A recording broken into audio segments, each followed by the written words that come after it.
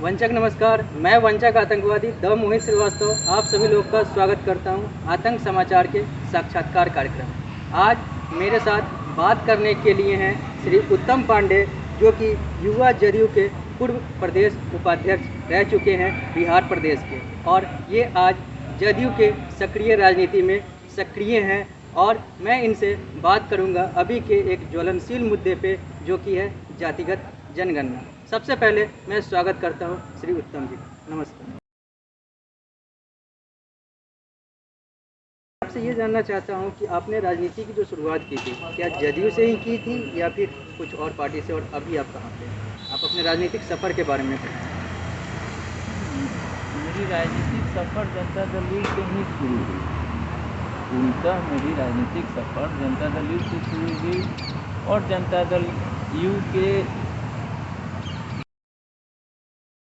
Wing छात्र जदयू से मेरी राजनीतिक शुरुआत हुई और मैं छात्र जदयू का प्रथम जिला अध्यक्ष मुजफ्फरपुर का मैं बना। माननीय श्रीमान रणभूषण राय जी बिहार प्रदेश छात्र जनता दल यू के अध्यक्ष थे, उनके नेतृत्व में मेरी राजनीति की शुरुआत हुई और जिला अध्यक्ष रहे। उसके बाद यूनिवर्सिटी में भी अध्यक्ष रहे, प्रदेश में महासचिव रहे, प्रदेश उपाध्यक्ष रहे और उसके बाद युवा जदयू में भी रहे। अभी आप सक्रिय जदयू में आ चुके हैं। अगर हम सही तरीके से राजनीतिक विश्लेषण करें तो स्वर्गीय रामविलास पासवान शायद मौसम वैज्ञानिक थे। नीतीश कुमार जो हैं वो शायद मौसम विज्ञान के अध्यक्ष हैं, क्योंकि इन्हें जब जैसा होता है उसके अनुसार ये पार्टी या फिर गठबंधन को वो बदल लेते हैं। अब यहाँ पे मेरा एक सवाल है, इसी से मैं इसको आगे जोड़ूँ। जातिगत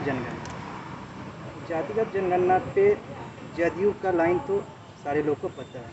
जनता दल यूनाइटेड चाहती है कि जातिगत जनगणना हो, इस पर आपका क्या है? जातिगत जनगणना होनी चाहिए, ये मेरा प्रश्न। ये हम भी इसके समर्थक हैं, मेरी पार्टी का भी ये लाइन है। और जातिगत जनगणना समाज में होनी चाहिए, किस समाज का कितना ये है, इसको सही मानते हैं। तो क्या ये जातिवाद को बढ़ावा नहीं देगा जातिगत जनगणना? अभी ही हम लोग अंबेडकर के नाम पे बट गए हैं, राम के नाम पे क्षत्रिय हो जाते हैं, परशुराम के नाम पे ब्राह्मण और भूमिहार हो जाते हैं, किसी नाम पे कुछ हो जाते हैं, किसी नाम पे कुछ हो जाते हैं। अगर ये जातिगत जनगणना होता है तो ये हमें पता चल जाएगा कि कौन किस जाति का है। ये शायद आपको राजनीतिक फ़ायदा देगा, लेकिन ये समाज के लिए फ़ायदेमंद कैसे होगा, जरा आप हमें बताएं। आपको हम एक चीज़ बता देते हैं। मान लीजिए आप अपने घर में 4 भाई हैं, ठीक है। आपके टोला मोहल्ला में जहाँ आप रहते होइएगा, किसी घर में 4 व्यक्ति होंगे, किसी घर में 5 व्यक्ति होंगे, किसी घर में 1 व्यक्ति। तो ये अगर जनगणना हो जाती है तो इससे समाज में मतभेद का कहाँ कोई ये होता है, तो बताइए। तो मतलब आपका कहना है कि जनगणना हो। हाँ। बिहार के तमाम जो क्षेत्रीय राजनीतिक दल हैं, जिसमें आपका भी दल क्षेत्रीय है, राष्ट्रीय नहीं, सारे चाहते हैं कि ये जातिगत जनगणना हो। लेकिन आपका जो एक पार्टनर है, राजनीतिक पार्टनर भारतीय जनता पार्टी, वो हाँ और ना में अटका हुआ है। वो भारतीय जनता पार्टी तो मीटिंग में आज का हम बयान बताते हैं, आजकल का बयान बताते हैं उनके राज्यसभा सांसद, एक राज्यसभा सांसद हैं राकेश सिंह। उनका बयान है कि जातिगत जनगणना हो रही है, लेकिन ये समाज में जो है वो भेदभाव पैदा कर रहा है। दूसरा गिरिराज जो पशुपालन मंत्री हैं भाजपा के, उनका बयान है कि अगर आप जातिगत जनगणना कर रहे हैं तो मुस्लिमों में भी बहुत सारी जातियाँ हैं, आप उसका जनगणना करें। देखिए, बीजेपी जहाँ तक हमको मालूम है, जातिगत जनगणना शायद बीजेपी भी समर्थन है। देखिए यहाँ पे एक चीज़ हम कहना चाहेंगे और कि आप कह रहे हैं कि शायद बीजेपी भी सहमत है, ठीक है, और मैं ये कहना चाहता हूँ कि बीजेपी इसलिए सहमत है, अगर वो सहमत नहीं होती है तो आपके जो जिसको आप आइडियल मानते हैं वो फिर से लालू यादव की पार्टी के साथ जाकर सरकार बना लेंगे, बीजेपी साइड हो जाएगी, इसलिए बीजेपी की मजबूरी है। तो जातिगत जनगणना जो हो रही है उससे कहाँ दिक्कत है सो बताइए ना। ये बयान हमने बताया राकेश सिन्हा के, गिरिराज सिंह के, ये लोग राज्यसभा सांसद और केंद्रीय मंत्री हैं। ये बयान तो हम नहीं देखे हैं उनका, लेकिन जातिगत जनगणना होनी चाहिए और ये अच्छी बात है और समाज के हित में है, लेकिन कहीं से कोई ये नहीं है। ठीक है, तो समाज के हित में है तो फिर चलिए हम राज्यसभा सांसद राकेश सिन्हा की बात को अलग रख देते हैं, हम गिरिराज सिंह के बयान करते हैं। तो मुस्लिमों की जाति का जनगणना क्यों नहीं होना चाहिए? क्यों? आपका वो वोट बैंक है इसलिए? इसमें देखिए जातिगत जनगणना को वोट बैंक से नहीं जोड़ा जाता। भाजपा तो जोड़ रही है। अब कौन क्या कर रही है उससे माने उस पर हम ध्यान नहीं देना चाहेंगे, ना उस पर हम कोई टिप्पणी करना चाहेंगे, लेकिन मेरी जहाँ तक समझदारी है पर्सनल, जातिगत जनगणना अच्छी बात है, ये होनी चाहिए, ये मेरा पर्सनल व्यू है मुस्लिमों का। और जातिगत जनगणना को वोट बैंक से जोड़ के नहीं देखना चाहिए। सिया का, सुन्नी का, शेख का, इन लोग का जातिगत जनगणना क्यों नहीं है? ये लोग भी तो जाति हैं। वही चीज़ है ना, जहाँ पे आपका वोट बैंक है वहाँ पर आप बढ़ेंगे, जहाँ पे उनका वोट बैंक जातिगत है वहाँ वो जनगणना होनी चाहिए। जातिगत जनगणना जो है समाज के लिए के हित में है। तो हम भी तो वही करें कि चलिए हम मान लेते हैं जातिगत जनगणना होनी चाहिए, मुस्लिमों की जातियों की जनगणना क्यों नहीं होनी चाहिए? क्यों, उससे आपको राजनीतिक तौर पे नुकसान हो जाएगा? नहीं, जातिगत जनगणना होनी चाहिए, समाज के हित में। आप पहले जो क्वेश्चन किए मांझी जी के ऊपर, तो मांझी जी तो एनडीए में है। मांझी जी तो कहते हैं कि आप बिहारियों को वहाँ जम्मू कश्मीर भेज दीजिए, पूरा जम्मू कश्मीर सुधर जाएगा, तो उनके बयान को साइड रखते हैं। वो तो बहुत सारे बयान देते हैं। मांझी जी एनडीए में है। मांझी जी कब एनडीए में हैं? और ये आपके जो वीआईपी वाले हैं ये लोग तो बस वो जैसे तैसे हैं वो लोग। देखिए मांझी जी एनडीए में है ये हम जानते हैं, ये हम बोल सकते हैं। मांझी जी एनडीए में थे, एनडीए में है और एनडीए में रहेंगे। मांझी जी को छोड़िए, एनडीए में तो भाजपा भी है, लेकिन भाजपा ही आपसे वो सहमत है, सिर्फ इसलिए सहमत हो जाती है क्योंकि आप भाग जाएंगे लालू यादव के साथ, सरकार बना लेंगे, वो बेचारा ऐसा ही रह जाएगा। ये आप बोल रहे हैं। नहीं, ये गिरिराज सिंह का बयान है, ये इनका बयान है, राकेश सिन्हा का अब बयान है। गिरिराज सिंह बोलते रहते हैं इसी तरह, वो पब्लिसिटी के लिए बोल दिए। ठीक है, तो मतलब आपका मानना है कि जातिगत जनगणना। अच्छा एक बात बताइए, गिरिराज सिंह के बयान को आप लोग इतना नोटिस ले रहे हैं, क्या अमित शाह जी का बयान आया है? क्या नरेंद्र मोदी जी का बयान आया है? क्या भाजपा के प्रदेश अध्यक्ष का बयान आया है? भाजपा के राष्ट्रीय अध्यक्ष का बयान आया है? जब इन लोग का बयान नहीं आया तो गिरिराज सिंह के बयान बोलते रहते हैं।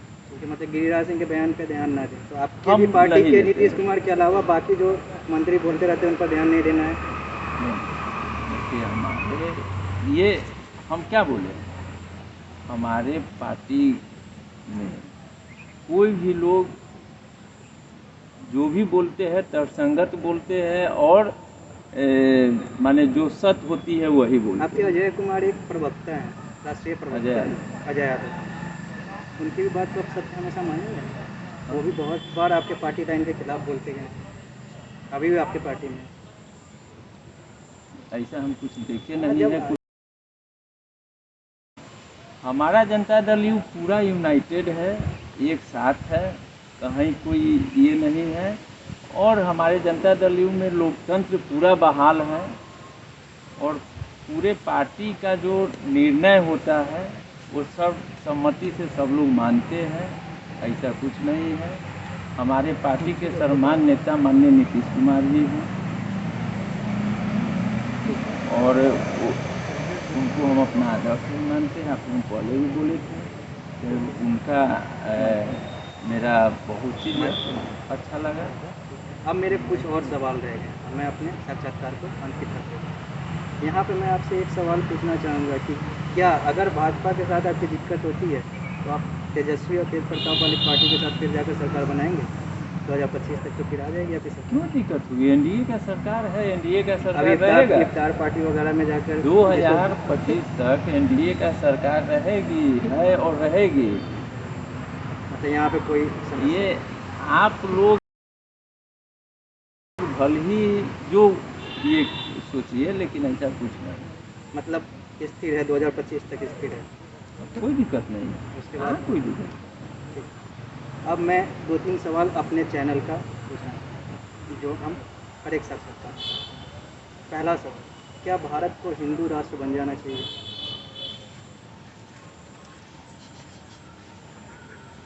ये जनरल सवाल है, हर एक साक्षात्कार। क्या भारत को हिंदू राष्ट्र बन जाना चाहिए? इतना सोचिए। देखिए, सबसे बड़ी बात ये है, हमारा देश, हमारा हिंदुस्तान, हमारा भारत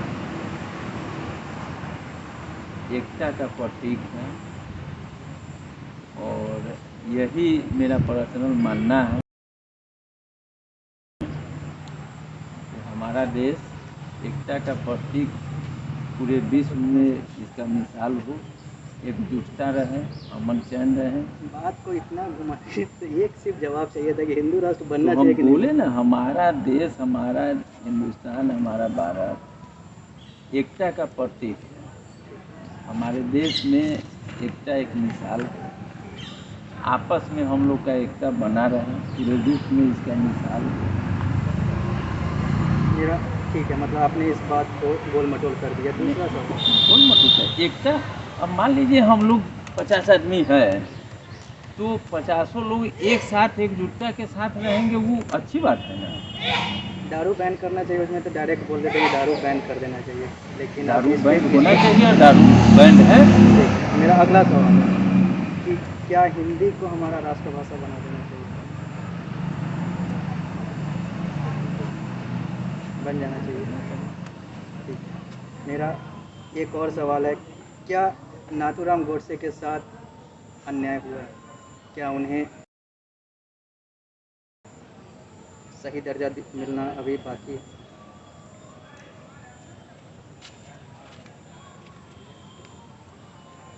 देखिए, राष्ट्रपिता का उपाधि किनको मिला? किसी को नहीं। गांधी जी हमारे राष्ट्रपिता की उपाधि हम मिली। लोगों ने दिया, आधिकारिक रूप से नहीं मिला।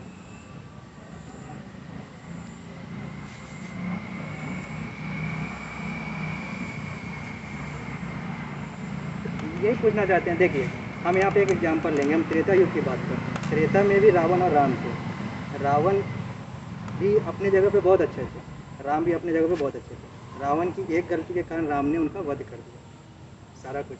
लेकिन इसका मतलब ये नहीं है कि रावण 100% गलत हो गए, राम 100% सही हो गए। उसी तरीके से अगर मोहनदास करमचंद गांधी, जिसको महात्मा गांधी कहते हैं, हम उनको मोहनदास करमचंद गांधी कहते हैं, अगर उन्होंने एक दो गलती कर दी, तो उस पर अगर नाथूराम गोडसे अगर राम बन के अगर उनका वध कर दिए, तो इसमें हम मोहनदास करमचंद गांधी की बुराई तो नहीं कर रहे हैं। उनकी एक दो बुराई के कारण अगर इन्होंने मार दिया, तो आप इनको हत्यारा बोल रहे हैं। देखिए, तो राम भी हत्यारे थे। ये आपका जो क्वेश्चन है, ये विस्तार में जाने की है। मतलब इस पर इसके लिए आपका आप कभी आधा एक घंटा बैठिएगा, तब इस पर विस्तार में ही चर्चा करेंगे। अभी आपका ये क्वेश्चन शॉर्ट क्वेश्चन नहीं है, आप सिर्फ बड़ा इस पर, क्वेश्चन है, मतलब अभी आप इस और पर, इसका जवाब भी बड़ा है। अभी आप इस तो पर सहमत नहीं? इसके नहीं, इसका जवाब हम दिए कहाँ? ये आपका क्वेश्चन बड़ा है और इसका जवाब भी बड़ा है। इसमें विस्तार में जाना होगा, विस्तार में आपको बताना होगा। अगर आपके पास अभी 1 घंटा का टाइम है तो कोई दिक्कत नहीं है, नहीं, ये तो फिर मुद्दा अलग हो जाएगा। फिर तो हम, मुद्दा अलग हो जाएगा। अब मैं आपसे लास्ट में ये पूछना चाहता हूँ कि आप मेरे आतंक समाचार के माध्यम से दर्शकों को क्या कहें? किस टॉपिक पर? आप पूरे इस जातिगत जनगणना बोलेंगे। देखिए, हम आपके माध्यम से ये दर्शकों को कहना चाहते हैं, जातिगत जनगणना होनी चाहिए। देश हित, समाज के हित में जातिगत जनगणना होना जरूरी है, और जातिगत जनगणना से समाज का विकास ही होगा, समाज का हित होगा। इसलिए आपके चैनल के माध्यम से जनता जन आंदोलन को हम कहना चाहिए, जातिगत जनगणना एक अच्छा ही है। आपने सुना श्री उत्तम जी को, इन्होंने अपने बेबाक राय रखे अलग अलग मुद्दों पे। जो आज का हमारा मेन विषय था वो जातिगत जनगणना था, और इस पर इन्होंने अपना राय रखा। मैं इनका तहे दिल से शुक्रिया अदा करता हूँ, धन्यवाद करता हूँ कि इन्होंने मेरे समाचार चैनल को इतना समय दिया। मैं इनके सुखद सफल भविष्य और राजनीति की मंगल कामना करता हूँ।